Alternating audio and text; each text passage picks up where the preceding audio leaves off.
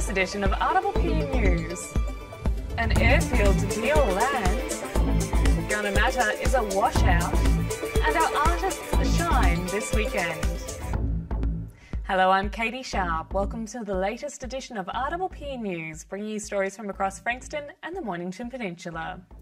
Frankston police are seeking witnesses to an assault on a 14-year-old girl last Monday the 17th at around 6 p.m.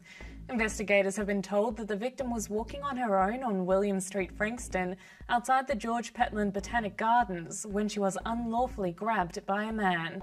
The offender is described as Caucasian, approximately 5 feet 10 to 6 feet in height, wearing a black hoodie, black pants and black runners.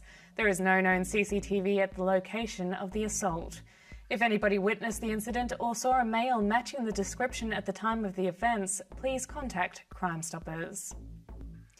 A $350,000 payment made to the Peninsula Aero Club has allowed the Mornington Peninsula Shire to clear its obligations and liabilities with the airfield.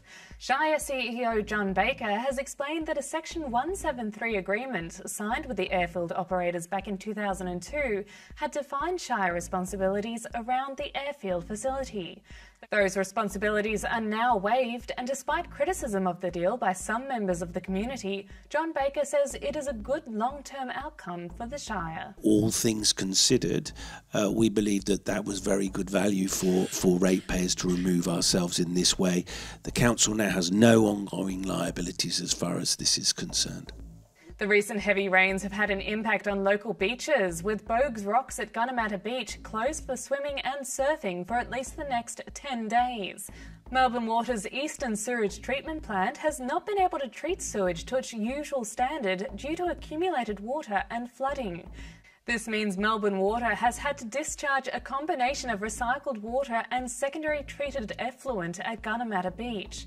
The beach will not be suitable for swimming, fishing or other recreational activity until the situation is under control. Exciting news for Rosebud's Yawa Aquatic Centre this week, when it was awarded a major prize at the 2022 Parks and Leisure Australia Awards of Excellence. The centre, which had its first birthday in July, has won the National Community Facility of the Year. The judges described Yawa as a standout facility that was inviting and welcoming and contributes significantly to community health, well-being and social inclusion. Frankston is taking part in this year's Garage Sale Trail, and the community is getting right behind it. The town is currently in 4th place in Victoria when it comes to registrations.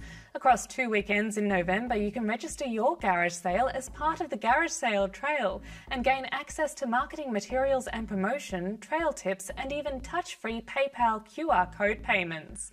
The trail is taking place across the weekends of the 12th and 13th and the 19th and 20th of November.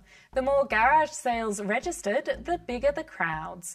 It's a great way to clear some space and make some extra money. For more information, go to garagesaletrail.com.au/Frankston. And the Summer's Arts Fair is on today. It's an action-packed day of local art, fun activities for the kids and live music, curated by RPPFM's very own Pete Smedley from Monday morning's The Scoop. So if you want to celebrate the creativity of the peninsula, get down to Summers Primary School today.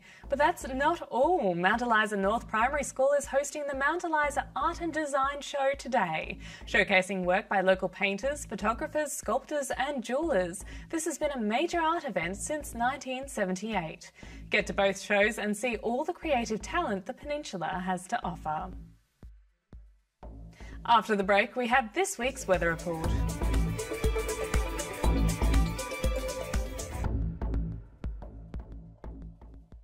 Everyone knows Australia has 4 big banks, but the 5th biggest retail bank is snapping at their heels. It's a bank that's been around for over 160 years, can be found in over 500 locations nationwide, looks after over 1.8 million customers, and is regularly voted one of the most trusted brands out of all the thousands of brands in Australia. Who is this fantastic number 5? Yep, it's Bendigo Bank. The better big bank. Established in 1988, Progress Signs has been servicing the local community for 30 years. Located on the Mornington Peninsula, they are the #1 destination for all your signage needs. specialising in a variety of signage from vehicles to shop fronts, occasional and corporate events, short-term, long-term and everything in between.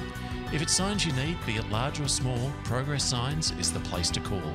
Available 24/7 at progress-signs.com.au or call the team on 5975 9188.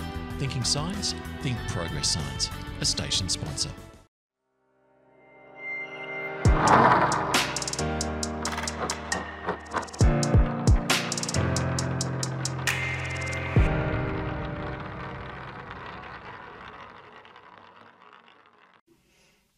Let's now turn to the weather for the week ahead. Sunday the 23rd of October should bring us a partly cloudy, rainy day, much the same as we saw on Friday and Saturday. We should reach a high of 17 and a low of 11. Monday sees the rain continuing with a high of 18 and a low of 12. Tuesday sees the rain pattern continuing, bringing us a high of 20 and a low of 12.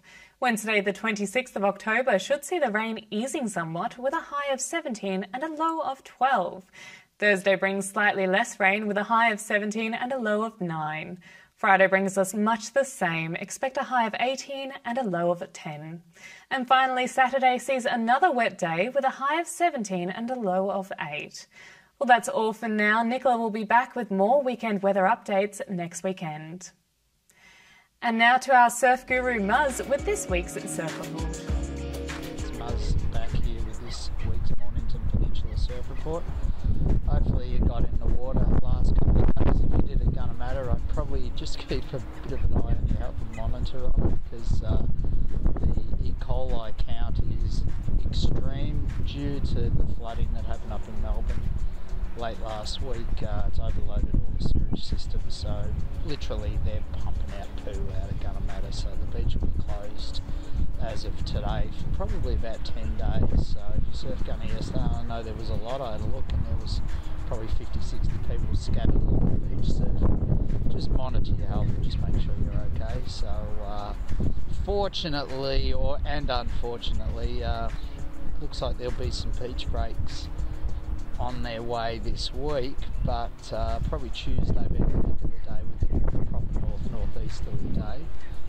And about a 3-foot swell, so it's the best day. You won't be surfing Gunnedah, so I'll be heading further to the west, sort of from maybe Rye to Portsea is your best bet, or even maybe get in the car and drive down the island or somewhere for a slightly better option of clean water, clean waves. There will be waves this week, but yeah, it's sort of wind's going to vary a lot, mostly in that east-southeasterly range, and the weather could be anything. Could be rain, could be sunny like today, like sunburnt like I am today, that was a bit unexpected. But through the week, yeah, Tuesday looks like the pick of the days on the beach rates. You probably won't be surfing Gunnedah. You'll get a surf if you sort of. Alright, so good luck, take your health in your hands, and I'll see you next week, hopefully with a clear health bill for the water. See ya. And that's all from our team here at RPP News, serving the community with stories that matter to you.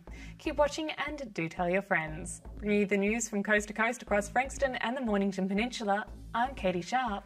See you for the next edition.